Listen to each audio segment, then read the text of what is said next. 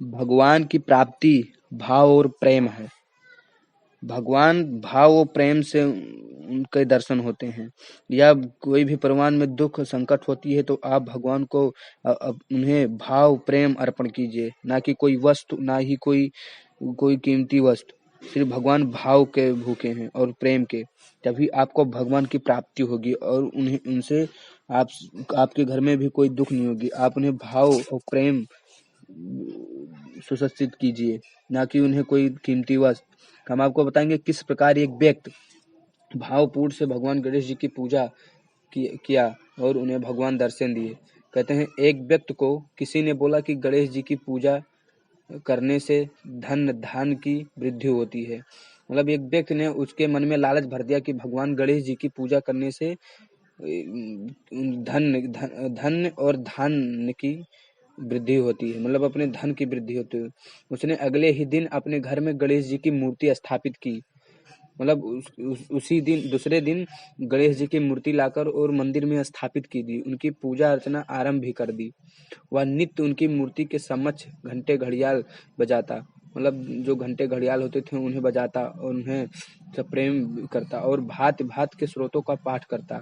जो गणेश भगवान जी के आरती और उनके आह्वान में जो मंत्र होते थे उसे उच्चारण करता था। वर्षों बीत गए पर उसकी आर्थिक स्थिति में कोई सुधार नहीं हुई। एक दिन क्रोध में आकर उसने गणेश जी की मूर्ति पूजा स्थली से हटाकर माँ लक्ष्मी की प्रतिमा स्थापित कर दी।